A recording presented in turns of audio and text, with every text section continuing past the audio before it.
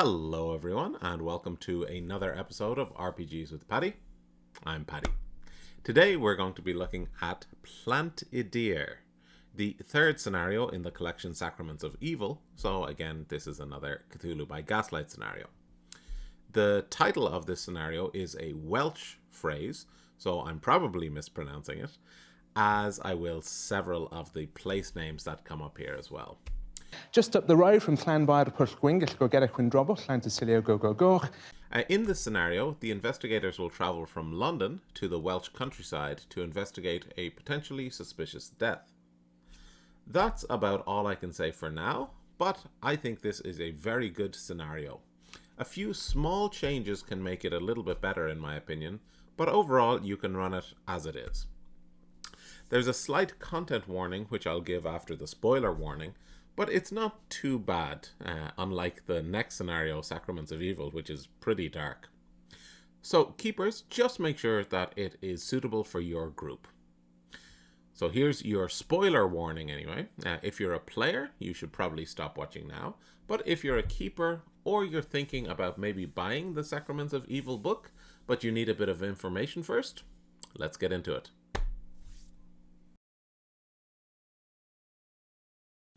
So just before we start the actual review, I want to give this quick content warning. While we deal with horror a lot on this channel and in this game, there are certain topics that your group may be sensitive to. So just be careful of that, be aware of it. This scenario has the SA of a woman by non-humans, and that leads to her taking her own life. Now, both of these incidents happen years, I think 20 years before the investigation, so you don't have to role play it, but just be aware of how your group reacts to those things. They might want to remove all reference to that, or just kind of brush over it without getting into too many details. It's really not too hard to avoid it, but this is kind of in anticipation of the much stronger content warning which will come in the next scenario, Sacraments of Evil. But with that out of the way, let's get to the keeper information. The presentation in this scenario is much better written, of course. It goes into a lot of detail, but I'm just giving you the core information. So about 2 decades ago, Colonel Albert Hardwick went to the family estate in Wales with his sister Clarissa. Albert is a decorated soldier who was on leave at the time. And Clarissa wandered out into the wilderness and was attacked by the little people who were mad at her for trespassing on their sacred ground. So this is when they SA'd her. She came home in a complete daze, and her brother Albert was furious that she'd been attacked, and he organized a group of villagers to go around and try to find her attacker, assumed to be human, somewhere in the forest. But they couldn't find anything. Clarissa can't remember anything about the attack, anything about the details, but she knows she has become absolutely terrified of the countryside. 9 months later, she gave birth to Nathan Hardwick, and immediately after birth, she tried to kill her newborn, sensing its unnaturalness, but maybe it kind of brought back some of the memories to her as well. She was sedated then and seemed to recover, but once she got her hands on Nathan again, she tried to kill him. After that, she took her own life. It should be pointed out that Nathan was born totally normal. Nothing seems strange about him, but I will get to that later. So Albert took his nephew Nathan with him to London and didn't tell him anything about any of this, or even the existence of the Welsh estate. The only thing that Nathan knows is that his mother died in childbirth. Albert himself, so the brother, never went back, but now that Nathan is 20 years old, kind of midway through his studies, and Albert is getting a little bit older, Albert wants to sell the property anyway and just kind of be done with it all. So he went back to kind of tidy it up and prepare it for sale, but on a walk in the countryside, he happened upon the sacred site. And when he was there, he found Clarissa's locket, which she was wearing on the day she was attacked. And he also found a strange black stone with some weird inscription on it. So he took these things out of the sacred site, and he sent the black stone off to a former fellow soldier of his, Howard Jones, hoping that Jones would be able to figure it out. But on his way back to the estate after sending the stone, Albert was attacked by the little people and he was killed there. After his uncle's death, Nathan inherited the Welsh estate and wants to go there to investigate Albert's death. But he is much more of a scholar than an investigator or a fighter, so he approaches the investigators for their help. And that's probably the main way to get the investigators involved in the story, but as suggested here in the book, you may have met the deceased colonel in previous scenarios, for example, the party at the start of The Eyes of a Stranger, or you could have just bumped into him in any other scenario. So if you're planning a little bit ahead of time, you can just insert him here, and that gives them a little bit more motivation because it's someone they know has been killed. But whatever you do, it shouldn't be too hard to make this scenario fit into your group's dynamic. The antagonists of the scenario are mostly the little people, who are detailed in each of the versions of the Cthulhu by Gaslight books, and there's a section down at the very end of this scenario which gives a bit of information in case you don't have the Cthulhu by Gaslight books. But they also have another leader who is a serpent person who has taken the guise of a beautiful young woman. We'll get into all of that later, but that should be enough background information to get you started. So the scenario has two main locations, the London investigation and then the Welsh one as well. There is plenty that you can do in London first, and I would advise staying here for a bit, kind of builds it up a little bit. The scenario suggests that Nathan won't go down until the end of the week, so you can use that as an excuse to kind of delay them, let's go together. Or it might be just because it's a little bit more rural, the next available train might be midway through the week if the investigators want to go down a little bit before Nathan, but still have some investigation time in London. So one of the key themes at the end of this story, at the conclusion, is Nathan finding the Welsh countryside much more enticing than the busy streets of London. So my advice is to make London seem so unwelcoming, even for the investigators, especially for Nathan, but also for the investigators. You can do this at the start of the scenario or even building up to it before that, so in previous scenarios. Have things like people bump into the investigators, have coaches almost hit them when they're crossing the street, have people spit on the ground right in front of them. You could have like kind of the big grey oppressive buildings start to feel really unwelcoming and it's kind of blocking out the light. It's getting dark very early. And if you're skillful enough to kind of subtly weave it into the story, you could really play up a contrast between the creepy, foreboding London fog, surely hiding something sinister, as you may have seen in some other scenarios, and then the more beautiful, peaceful, kind of welcoming morning dew of the countryside. And also people in the countryside should be extremely welcoming and friendly, in my opinion, but we'll get to that in a little bit. So when you're investigating around London, you can find the Hardwick house and talk to the housekeeper or to Nathan himself. There's not a huge amount of interest here. Albert's room has nothing of interest. His study has a lot of anthropological books, but nothing connected to the scenario. You could use this as potential seeds for future scenarios, but I think just leaving it nice and simple like that is fine. One thing that you can and probably should find here is a business card for Albert's solicitor, Adrian Powers. As you're leaving the house, you will pass by a Mr. Howard Jones, who's on his way in. As mentioned earlier, he's a friend to Albert, but he won't stop to talk or even introduce himself. You will get to know him soon. If you go to the solicitor's office, you can find out about the will and the Welsh property. You can also find out that Albert originally planned to sell the property about a month ago and wanted Powers then to be the lawyer to kind of handle all the legal issues with that.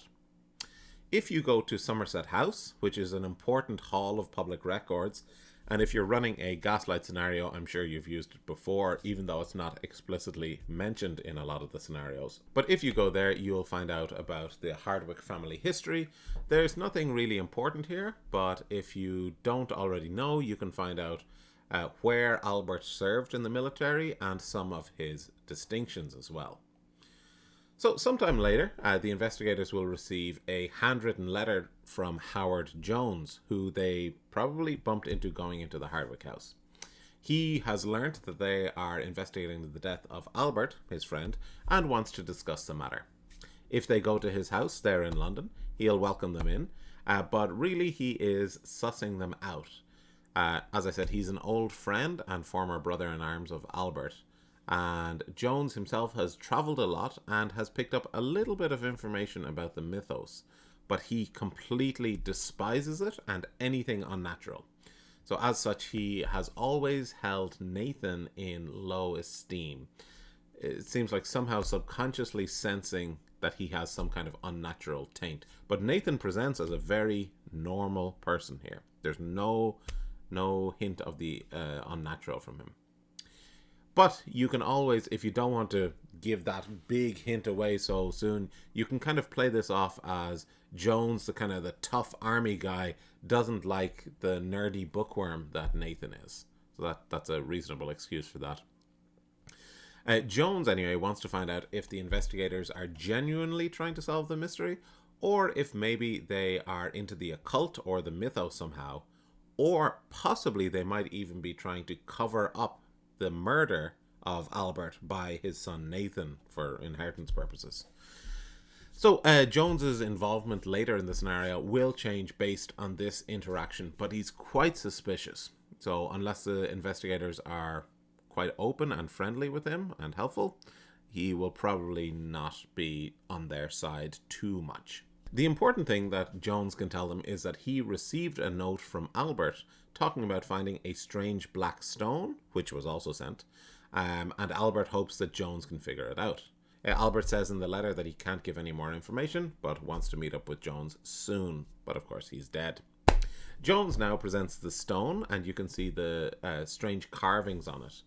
A Cthulhu Mythos role can identify it as the language of Aklo, and a further difficult role can translate it into to mean, we who remember the ruined cities honor their memory with this relic, for it is a reminder that those cities were once and shall rise again. Now, I think it's extremely unlikely that you're going to get as far as deciphering that, but even if you do, it's not a big killer either. The book suggests that 10% of the current mythos skill would be required to succeed in this, so that's more than an extreme success. But I do believe in 7th edition there is also a language skill, Aklo, although very hard to gain. Whichever works for you, anyway.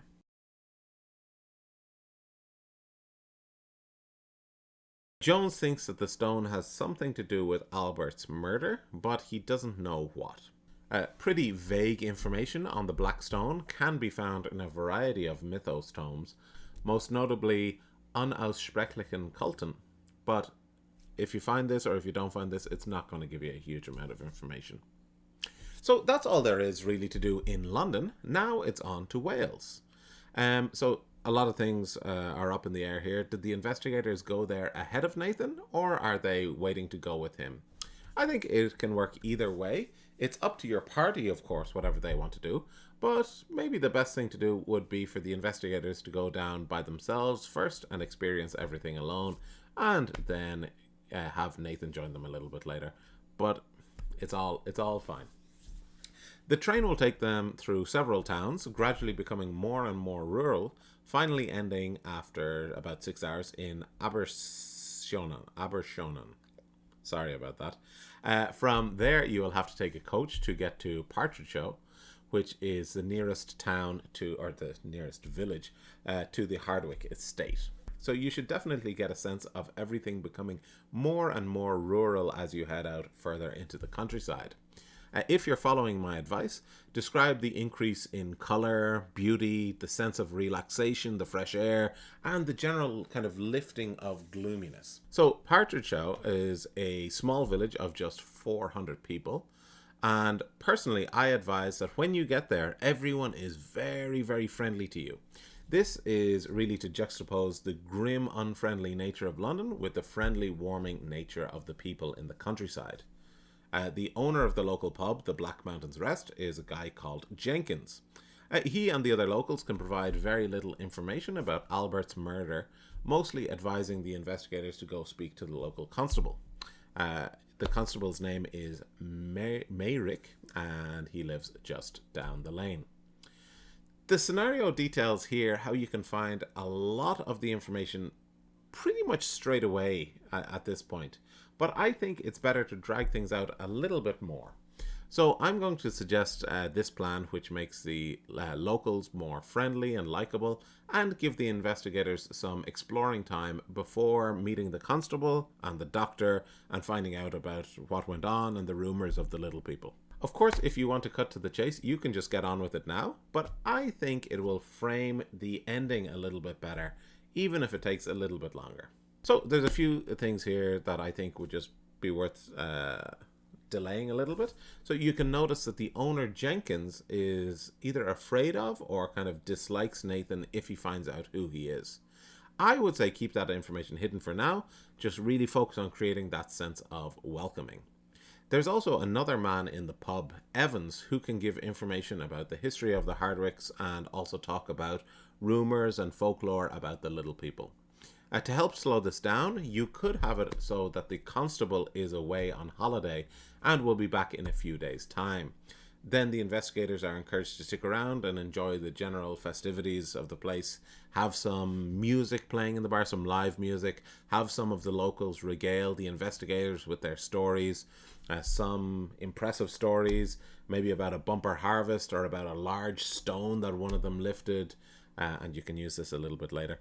Maybe some spooky nighttime stories, maybe even one relating to the little people. So this is a way of really getting a sense of that natural countryside, rural vibe where people are talking. And even you do hear a few of the rumors, like you will hear maybe one about the little people, but don't make it so obvious that that's what's going on here. And then to get the investigators involved, you can also get them sharing a story, you know, each of them saying some interesting story that they came across. Will they talk about the mythos? Will they leave it in kind of mysterious terms? Anything like that. And if Nathan is with them as well, try to get Nathan to say something as well. And he will be nervous and probably won't have anything too interesting to say. But just have the pub members kind of laugh and be friendly with him and talk about how they're going to have to get him out on the farm so he has a real working day in him. And then you can say Nathan kind of starts to relax here as well. Also, I think it's good to have at least one local who either only speaks Welsh or has such a heavy accent that he is completely incomprehensible to the investigators, but he insists on telling his story and he keeps talking to them even if they can't respond. So that's a real kind of a common occurrence if you go down to the countryside, certainly in Ireland and here in Japan as well, and I'm sure in Wales. So just kind of building up this kind of light-hearted kind of sense to this area, and that will come in a little bit later. So one of the locals could even offer to take them on a tour of around the area because they're new. I would say if you do this, I think it's a good idea, but if you do this, maybe wait a day. So he has some important farming to do tomorrow, but he can take them the day after. So this gives the investigators a chance to look around a little bit on their own first. He might have taken a shine to Nathan, and he's going to show him how to do a little bit of farming. And you can even have jokes about, although it'll take a lot longer if Nathan's helping. And even if Nathan is being a little bit hesitant, the farmer can say he's going to tell him some stories about Albert when he came down here. So the reason you would do this is it gives the investigators time to look around the next day without Nathan. But if you don't want to do it, it's fine. Nathan can be there. So this night, I think it's good if the group kind of wander drunkenly home. So it's about 4 miles on the old track from here. And rather than being creepy, I would say have this be a really nice, pleasant journey with the beautiful stars and the lush rolling hills and a nice, calm, peaceful journey where they can really appreciate nature. Of course, you know, your investigators might be on edge, but, you know, Don't surprise them with anything. We want to kind of create this sense of comfort here and the peaceful nature, and then that's when it changes.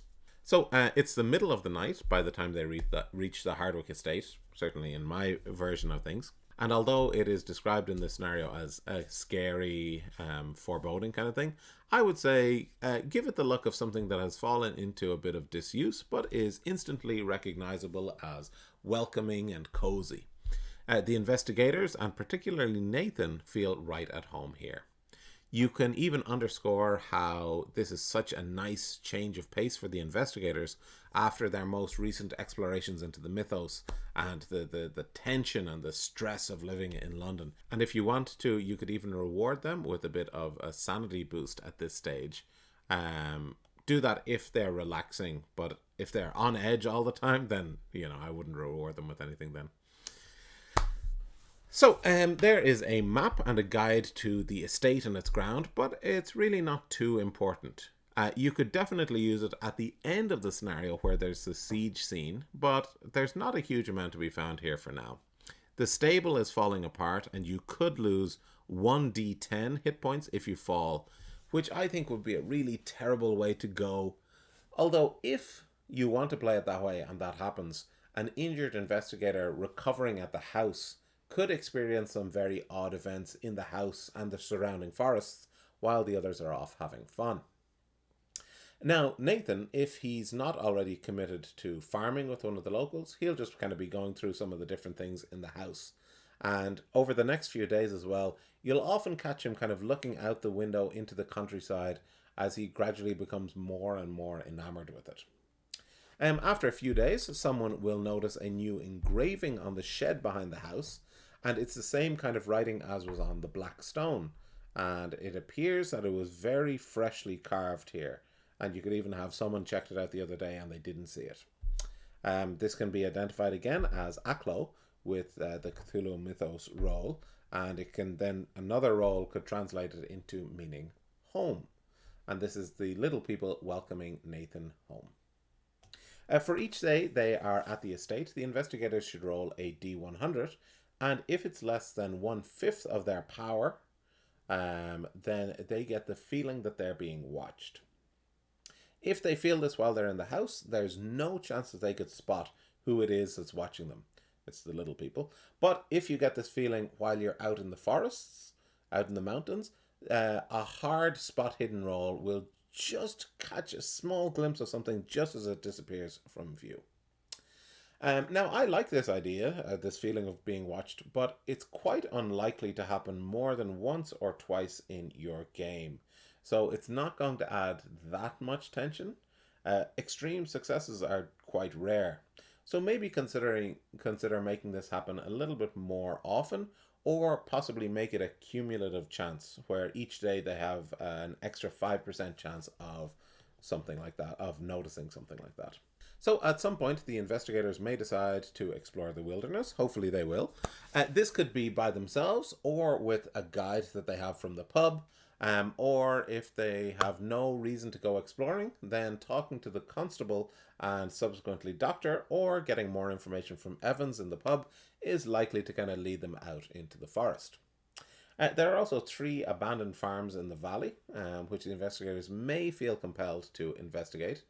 2 of them kind of have nothing really, but one of them does contain a secret entrance into the burrow of the little people, and we'll get to that in a little bit. So as they're going around, they may notice some sticks and stones that are arranged in a strange natural sculptures. These are the workings of the little people, and a Cthulhu mythos role can remember that pre-human civilizations used to use things like this to worship nature-oriented deities, like Shub-Niggurath or Yig. If the investigators stupidly decide to destroy these, they will be targeted with the spell, the Curse of the Little People. It's not that bad. It just kind of causes them to trip, or like the food that they're drinking spoils and stuff like that. But it'll kind of be an inconvenience from time to time, and a well-timed curse could be quite bad for the investigators. If the investigators decide to kind of creatively rearrange the sculptures, or possibly make a similar sculpture themselves as a kind of homage, The little people may respond with a new design or possibly some kind of gift. There's also poisonous snakes, adders out here, just normal adders. So you might want to throw that in or not, as you like. If you do throw it in, you could have some kind of connection then with the serpent person later in the scenario, but there's nothing too much to do there. So Nathan really starts to adapt to the wiles. So you should have him at first kind of bumbling and tripping over everything, unable to kind of hear or notice anything and getting lost easily. But he keeps getting more and more adept as he adjusts. Even his stats at the end kind of illustrate his improved listening, navigation, and natural history. And over the days, Nathan's appearance even starts to change. His skin gets a little bit darker and tougher, and he's even starting to shed some kind of scaly patches from his skin, and his eyes start to slant just a little bit. So after a bit of time here, you could either go to the constable and then the doctor, or have Howard Jones arrive just now. If he arrives now, you probably don't have much information to tell him, so he could spur the investigators into action, and he could kind of start criticizing them for, just wasting their time here. But alternatively, if they do some research first, like meeting the constable and the doctor, then Jones might be more likely to work with the investigators if they've shown some kind of initiative and promise. So let's say, for the sake of argument, that you go and see the constable first. Now, in the scenario, it's actually meant that you'll meet him almost immediately. I'm just delaying it a little bit. The constable is also pretty unhelpful and he won't say much, but you can get one or two kind of small pieces of information from him. He kind of mumbles about how he's not some superstitious fool like the rest of the townfolk, and if pushed, he may mention rumors about the little people. Also, if you mention Nathan and press for wanting more information about Nathan's family, the constable might even suggest that you go and see the doctor, Dr. Hugh Reese-Williams. He's old, in his 70s, and slow. He doesn't want to break the doctor-patient privilege, but he can be persuaded to, or if Nathan is there, he may just share. Albert, so the dead uncle now, was thrown from his horse and then stabbed and beaten multiple times. And none of his possessions were stolen, and nobody in the village has any idea who could have done it.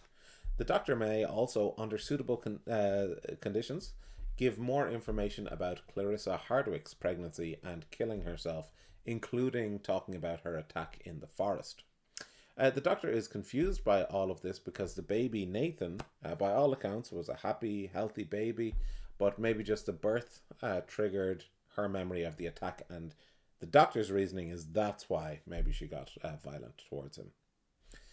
You could also include the former servants at the house, Alan and Marie Elwin, and they can make some suggestions that immediately kind of lead to the little people. I would probably leave this out unless the investigators are really struggling to pick up the trail. So, sometime around now, if you haven't already, Howard Jones will reappear to pick up his investigation. He may be frustrated if the investigators have just been lollygagging around too much and enjoying nature, rather than searching for the truth of the murderer.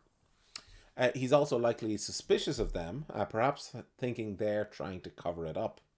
But so he will go about his own investigations, but may allow the investigators to tag along, or may share his findings with them. Again, adjust this based on how the investigators are doing by themselves. If they need a little bit of help, maybe Howard Jones can give them a push in the right direction. But if they're doing fine, you don't need to. So now, during one of Nathan's frequent wanders through the valley, after a few days, he's gotten very used to doing this, the investigators can spot him talking to a young, beautiful woman in her 20s. Her name is Helen. The investigators can watch from afar, or they can kind of walk up to join the conversation, or they can try and sneak and listen carefully. The problem is, of course, she is actually a serpent person in human form. If you watch from afar, you can kind of observe only what you can see. If you decide to walk up to join them, as you're getting closer, she kind of turns and wanders off as soon as you get anywhere near. She doesn't want to be involved in a conversation with you. If you try to sneak up and fail, she will run off and Nathan will be pretty mad at you for not respecting his privacy. If you successfully sneak, however, you can overhear that Helen is trying to find out if Nathan is going to move back to the estate permanently. He's unsure, but he's got a growing fondness for the countryside. She'll leave after this and saying that she hopes to see him again. And the two of them can be spotted having meetings again several times, but you can't. There's nothing really of huge interest there. The only thing is one of the subsequent times, so certainly not the first time, she can be overheard saying, "The woods hold several delicious secrets. If you know where to look, maybe I'll show you next time." Okay, so now we will move on to one of the key locations in this scenario. The investigators will have already come across a few small sacred places with marks with the little stones and the stick shrines, but this is the big one. There's a deep dark hollow here, very well hidden, and it has dozens of these stone and stick sculptures, with a kind of a special one at the far end. It seems kind of like a big pagan altar or some kind. And you can clearly see there is a locket on it. If you haven't heard about the locket from any other source, which you probably haven't, you can find out now. So you can open it, and there is a picture of Clarissa here and an inscription, "To Clarissa with love, Albert." So that should tie everything in. While they're here, a hard success on a power roll gives them the feeling of being watched, rather than the extreme success that they need otherwise. While the little people were okay with minor alterations to their other sculptures, they will suffer none of that here. Don't touch anything. The little people killed Albert for removing the stone and the locket, which they have now replaced. And Nathan, if he's here, and he probably should be, is really taken with the place. It seems like the memories are on the tip of his mind, about to come back, but he just can't quite remember them. So the other place that you can explore is the burrows beneath the ground. There are a few different places you can find them. Around the strange altar, in one of the abandoned farms, and just randomly while you're searching around the forest. I think this is a really great opportunity to build up some fear and tension. These burrows form quite a wide lattice under the ground around the valley, and it's an absolute maze in there. But it was also made for little people. So think about all the caving disaster stories you've heard or videos that you've watched, and try to evoke some of that fear in your investigators. So it should be dark, there's not enough space to hold a torch, and even if you did, you'd probably die from lack of oxygen if you had one. It's very tight, so you have to squeeze through some of the passages, maybe with your arms at your side, or even like arms up ahead of you as well. The tunnels may collapse, there may be dead ends, there could be vertical drops, there could be rooms that are easy to get into but difficult to get out of. And of course, there should be the little people who kind of come and assault you while you're in there, and it will be so difficult to have any kind of battle when you're in there. Of course, most of that would mean that the investigators don't want to go in there. And they don't have to, of course, but you can try to convince them by perhaps kidnapping one of them, or maybe even Nathan, or stealing something precious from one of the investigators and escaping off down the hall. Or you could just have a chase scene. For example, if they're being watched, they notice that they're being watched, you can have a chase scene, and then the little person escapes down the hall, and then the question is, do you follow or not? There's actually a nice enough D100 table here that gives you some other suggestions for underground encounters. Okay, so finally we get to the climax of the scenario. By this stage, the investigators should have had some interaction with the little people, including some kind of hostile act. Even if the investigators were really careful and didn't disrupt anything, they should have been attacked for trespassing at least, as Clarissa was 20 years ago. She didn't do anything, she just trespassed. If the investigators are still being very careful and non-confrontational, then you could have Howard Jones trigger it, potentially shooting one of the little people, anything like that. Whatever the trigger is, the little people will attack the humans in the Hardwick estate in a kind of a siege. They will attack with a variety of physical weapons and the curse that they have, and they will start driving people back inside the house. And at this age, I would say have Nathan or Howard Jones suggest maybe barricading the doors and windows if the players don't think of it themselves. The little people will still try to get in while continuing the attack from the outside. They'll start maybe climbing up the trees to get to the upper floor, and this can be quite scary, I think. Yeah. The little people will draw out the siege over many hours to start to wear down the investigators' stamina, and you can illustrate this by giving them penalties to some of their rolls. Finally, there will be a break in the siege, and the investigators can see Helen, the young beautiful woman / serpent person, walking forward to kind of talk to them. She asks for permission to come into the house to talk to them.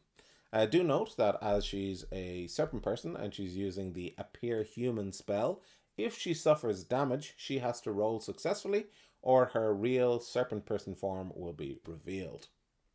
So when she's inside, she'll tell them that she is the leader / goddess of the little people, and she wants the black stone back and the locket if the investigators took it. So the black stone, hopefully Jones has it at this stage, but maybe the investigators took it, maybe the investigators tried to replace it. But she will also demand to talk to Nathan alone. If these demands are refused, she says this will become a house of the dead. However, she will permit the investigators to stay and listen to whatever she's saying to Nathan. And she will explain where Nathan came from and wants him to stay here in his true home. And she continues her persuasion about how he feels so much more at home here and the beautiful nature and how much he kind of hates London as well. So, of course, this is Nathan's decision, but it's also a big decision for the investigators to make, whether they will allow it. And Nathan is really reeling from all of these revelations, so he kind of needs your advice. Howard Jones, of course, is totally against it. Even though he doesn't like Nathan, he's not going to let these unnatural beings take Nathan. So there are many different ways that this can end. The investigators may ask for some kind of guarantee that no one else will be hurt, including the local villagers. And, you can decide if they come to this agreement, you can decide if the little people and Helen decide to honor this or not. You could try taking Helen hostage and try to negotiate safe passage back to the village to escape. If you're doing this, midway through this, Helen will transform back to her natural form and attack them. You could decide that Nathan does belong here because he's so much more at home, but if you choose this route, you will suffer some sanity loss from it. But on the other hand, if you manage to escape back to London with Nathan, then you will gain some sanity. So there's a lot of different ways that this scenario can play out, and of course there's no right way. Present the situation to your investigators and just see what they want to do. Well, that's going to bring us to the end of this review. I really like this scenario. Now, the way that I've presented this changes the order of things a little bit, but the key points are all the same. The order presented in the scenario, in my opinion, reveals the presence of the little people a little bit too early. Reviews of this book, Sacraments of Evil, are rare, but back in 2004, Stephen O'Brien published one on RPG.net, and he said that this scenario is probably a little bit too straightforward and standard for experienced players, but good for newer ones. I think that by playing it up as a potential respite, by giving the investigators small sanity increases, it could catch the players off guard a little bit, and that's usually where the true horror lies. If the investigators are still wary and cautious, then maybe they might even start suspecting the local townspeople, kind of covering something up because they're overly friendly as well. So you can kind of play it either way that way, I think. At the end of the scenario, you can see that Nathan really belongs here a lot more than in London, and you could understand if he wanted to stay. Playing up how nice the countryside is at first can help the investigators understand why he might want to stay in an otherwise, bad situation with, different creatures and stuff like that. Having the nearby villagers be friends of the investigators can also help the investigators feel a lot worse if the villagers end up being attacked after the scenario, as the little people's revenge if they don't get to keep Nathan. So just by spending a little bit more time kind of building it all up, I think it will lead to a much more satisfying scenario for all the investigators. And there's, as I mentioned before, there's the rare enough chance to exploit everyone's deeply held fear of caving disasters. Really play up that claustrophobia in there Watch videos about caving trips gone wrong to get some ideas about how to introduce those. I find it always fascinating to watch those, but yeah, it's horrible listening to them. All right, so that is going to do it for today. As I said, I personally really like the scenario, and I think you can have a lot of fun with your players. The next video in this series will be the titular Sacraments of Evil, and let me just warn you now, it's pretty brutal. It's a pretty brutal scenario. So while the content warning for this video was pretty light, the next one is heavy enough. It's a good scenario though. Really, do check it out, especially if you want to go into kind of really dark, grim horror. But that is going to do it for today, and I will see you guys next time. Bye!